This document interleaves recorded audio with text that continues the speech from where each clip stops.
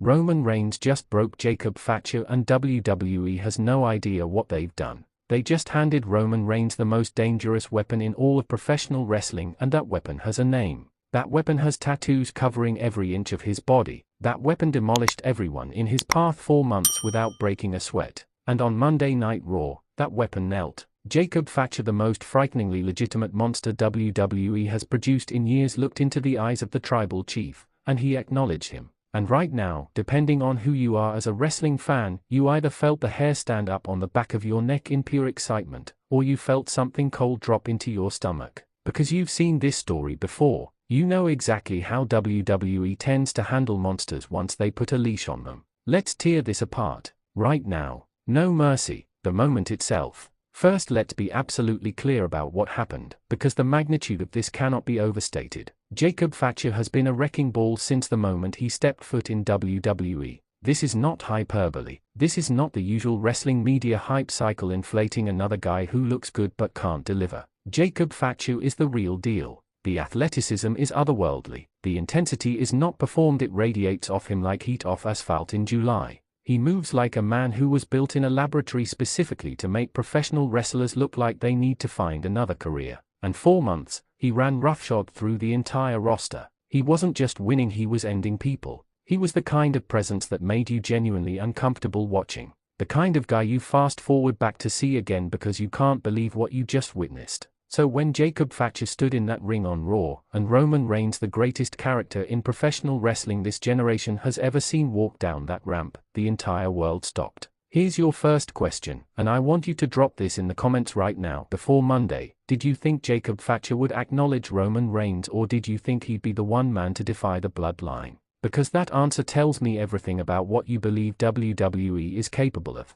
The bloodline problem and IT is a problem. Let's talk about it. Because this is where the conversation has to go, even if some of you don't want to hear it. The bloodline story is, without any question, the greatest long-term storyline WWE has told in at least 2 decades. Roman Reigns' heel turn, the acknowledgement, the tribal chief mythology, the betrayal of Sami Zayn, Cody finishing the story, it was a masterclass. It was professional wrestling at its absolute apex. But here's the brutal, uncomfortable truth that nobody at WWE Creative seems to want to wrestle with, pun absolutely intended. You cannot keep going back to the same well forever. Every time WWE needs a monster, they funnel him into the bloodline. Every time they need stakes, they call Roman. Every time they need meaning, they borrow equity from a story that has already given everything it has to give. And now they've taken Jacob Fatu, a man who had the potential to be the next Gene Rational monster heel, a man who didn't need Roman Reigns to validate him, and they've plugged him into the same machine. And I need you to ask yourself something. I need you to sit with this question. Does Jacob Fatu becoming a bloodline soldier make him more dangerous, or does it make him just another name on Roman's list? Comment below. Tell me, because this is the fork in the road. This is the creative decision that either elevates Fatu into the stratosphere or slowly, quietly, suffocates everything that made him special. What WWE got right. Now, because this channel deals in honesty, not just outrage, let's acknowledge what they got right. Because there were things they got right. The visual of the moment was extraordinary. Roman Reigns doesn't need to say 20 words to command a scene. His presence alone rewrites the gravity of any room he walks into. And when that presence locked eyes with Fatu, 2 Samoan warriors, 2 bloodline descendants, 2 men with legitimate Gene Rational connection to this business, the symbolism was undeniable. This wasn't just booking. This was storytelling rooted in real cultural identity. The Anoa'i family tree runs deeper than most casual fans even realize. Roman Reigns, Jacob Fatu, the Wild Samoans, Yokozuna, Umaga, the Usos. This family has given professional wrestling some of its most indelible moments for 40 years.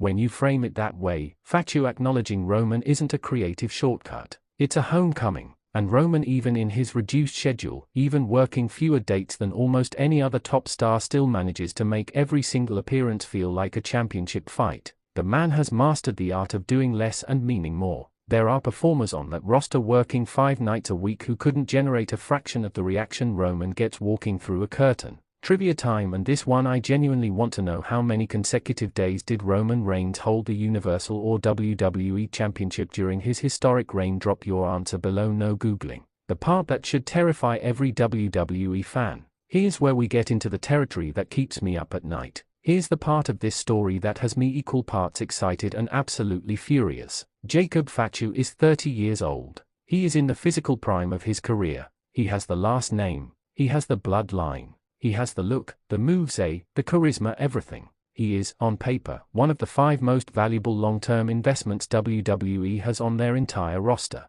But WWE has a history, and that history is not kind to monsters. Remember Karrion Kross, dominant, terrifying, conceptually brilliant, and then they put him on Raw and had him lose to Randy Orton with a schoolboy roll-up in his debut. Remember Bray Wyatt's first run, built up as the most psychologically complex character in years, misused, buried, repackaged, misused again. Remember Braun Strowman being so over that the crowd was begging WWE to put the title on him, and they found 17 creative ways to not do it. WWE has a pattern, and the pattern is this: they find something that works, they don't trust it, and they slowly dismantle it, trying to make it fit a structure that was built for a different era. So here's the question I need every single one of you to answer in the comments. Name one monster heel in the last 10 years that WWE pushed correctly from beginning to end. No botched booking, no unnecessary losses, no momentum-killing detours. Just one. I'll wait. Roman's role going forward. Let's shift the conversation, because this moment on Raw wasn't just about Fatu.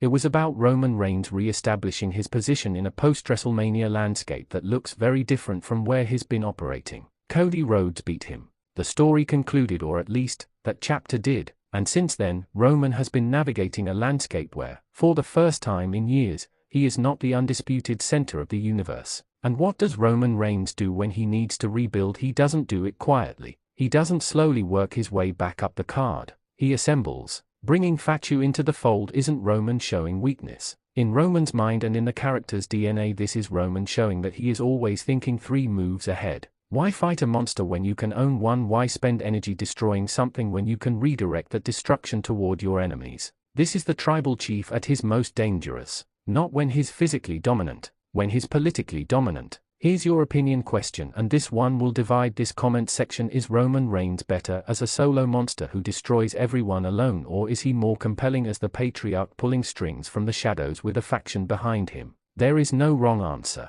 but there is your answer, and I want it. The deeper stakes. Here's what nobody is talking about loudly enough. If WWE plays this correctly, and that's a conditional that deserves every ounce of skepticism, you have Jacob Fatu aligned with Roman Reigns is not the end of Fatu's monster run. It is the incubator. Think about what being in Roman's orbit does for a performer in terms of screen time, storytelling gravity, and audience investment. Think about how Sami Zayn went from beloved mid-card act to legitimate main event star, partly because the bloodline story gave him the stage to prove he belonged. Think about what proximity to Roman's gravitas can do for someone who already has the tools. And I'm screaming that if WWE has the discipline to build toward an eventual Fatu-Reigns collision, to plant those seeds now while Fatu is still new and explosive, to let the tension simmer under the surface of their alliance, then what we witnessed on Raw could be the opening paragraph of the greatest bloodline chapter yet. One more question before we get to the ending, and this might be the most important one. Do you believe WWE Creative has the patience and discipline to tell a slow burn Fatu versus Roman story over the next year, or will they blow it early for a short-term ratings pop? Comment now. Don't just watch, participate. The verdict: Jacob Fatu acknowledging Roman Reigns is either the smartest thing WWE has done in 2025, or it is the beginning of the slow erosion of the most exciting new monster this company has created in a decade. There is no middle ground. There is no comfortable, lukewarm take that makes sense here. This is professional wrestling. It lives in extremes. It thrives in absolutes. What I know is this: the moment was electric. The potential is staggering. And the responsibility on WWE Creative has never been heavier. Roman Reigns gave this industry everything for 4 years. Everything. The least they can do is honor what he built by not cheapening it with lazy repetition. And the least they can do for Jacob Fatu is trust that what made him special was never the bloodline, it was him. Don't bury the weapon in the story. Let the weapon become the story. If this video made you feel something like it, right now, not after the next video, now. Share this with every wrestling fan you know who watched Raw and has opinions, because this comment section is about to be a war zone and I need soldiers. Subscribe if you want the most unfiltered, unapologetic wrestling takes on YouTube. No corporate spin, no PR-friendly hot takes, just the truth that the dirt sheets won't say out loud. And in the comments tell me everything. Was this the right move for Fatu? Is Roman still the most compelling character in wrestling, and who do you want to see be the one to finally, definitively, break the bloodline for good? Drop it below. The conversation starts now.